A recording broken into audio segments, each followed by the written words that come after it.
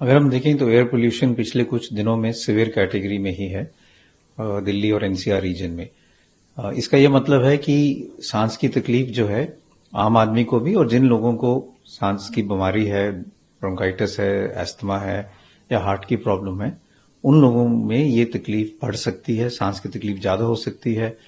उसके कारण oxygen saturation कम हो सकती है और इमरजेंसी विजिट्स ज्यादा हो सकती हैं। ओपीडी में भी पेशेंट्स ज्यादा तादाद में सांस की बीमारी तकलीफ के साथ आ रहे हैं और इसलिए hospitalisation, ICU admission, OPD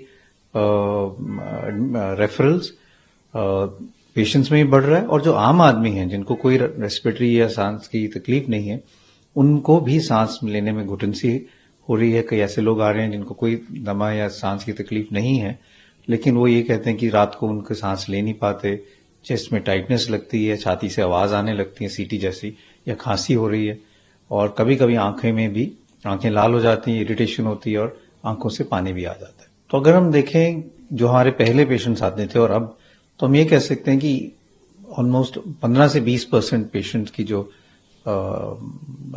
number है वो बढ़ा है और ये जो नंबर बढ़ा है ये इनडायरेक्टली एयर पोल्यूशन के साथ लिंक्ड है और इसका डेटा भी है। हमने शुरू में इमरजेंसी विजिट्स पे भी डेटा कलेक्ट किया था एम्स में कि जब हम पूरा साल का अगर हम देखें कि कितने बच्चे और एडल्ट सांस की तकलीफ से इमरजेंसी में आ रहे हैं, ये देखा जाता है कि जब भी पोल्यूशन का लेवल बढ़ता है तो उसके अगले 4 से 6 दिन में एकदम इमरजेंसी विजिट्स बच्चों में और एडल्ट्स में बढ़ जाती हैं, जिससे आईसीयू की एडमिशंस और हॉस्पिटल एडमिशन भी ज्यादा हो जाती हैं।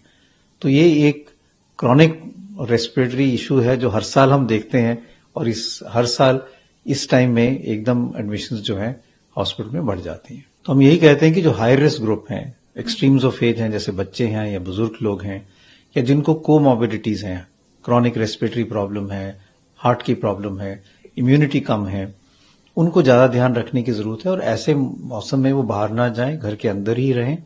अगर बाहर जाना जरूरी है उनके लिए तो मास्क जरूर लगाएं और एक्यूआई देख के ही अपना पूरा ट्रिप प्लान करें। बेहतर रहेगा कि दिन में जाएं जब धूप निकल आती है, क्योंकि धूप निकलने से जब गर्मी होती है तो ग्राउंड लेवल पोल्यूशन थोड़ा सा कम होता है, हॉट एयर से पोल्यूटेंट्स थोड़ा राइज कर जाते हैं। सुबह और शाम को जब ठंड ज्यादा होती है तो पोल्यूशन ग्राउंड लेवल में ज्यादा होता है, तो तब एक्सरसाइज ना करें। अब जो लोग सुबह सुबह सैर के लिए जाते हैं, बुजुर्ग लोग, उनको यही है कि इस मौसम में वो ऐसा ना करें। सैर अगर करनी है तो थोड़ा देर से करें जब धूप निकल जाए और धूल धुएं से जितना परहेज रख सकें वो परहेज करें, उससे उनको कुछ हद तक फायदा रहेगा। तो कुछ डेटा है जो कहता है कि एयर प्योरीफायर्स कुछ हद तक हेल्प कर सकते हैं, लेकिन बहुत स्ट्रांग डेटा नहीं है और स्टडीज की जरूरत है। लेकिन ये बात सही है कि कुछ हद तक लोग ये सोचते हैं कि हम रात को अगर कमरे में बंद अपने क्लोज रूम में एयर प्योरीफायर लगाएं तो एक्यूआई थोड़ा सा कम हो जाता है, उससे हमें थोड़ा सांस में राहत मिल सकती है।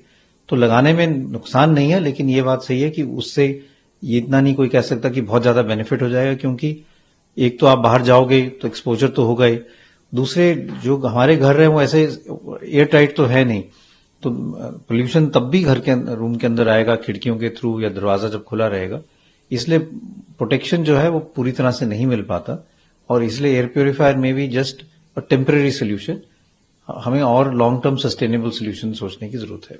So right now what we are saying is that the air quality index is in the very severe range for the last few days in Delhi and NCR region, and this is having an adverse effect as far as respiratory health is concerned.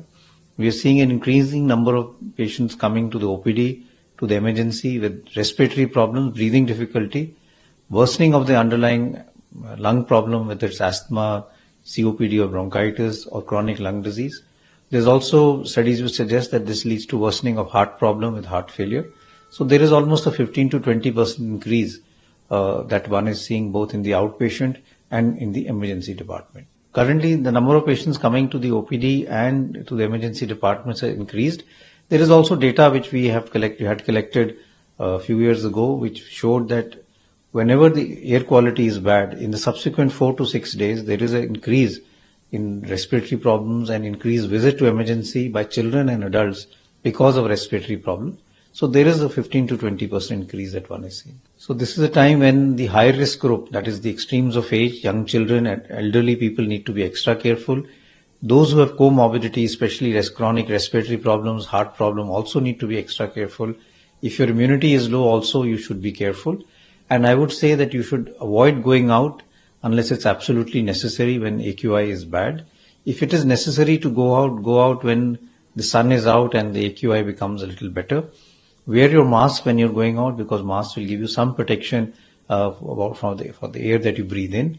You can or may use air purifiers at home. They may have some benefit, but the data is not that strong.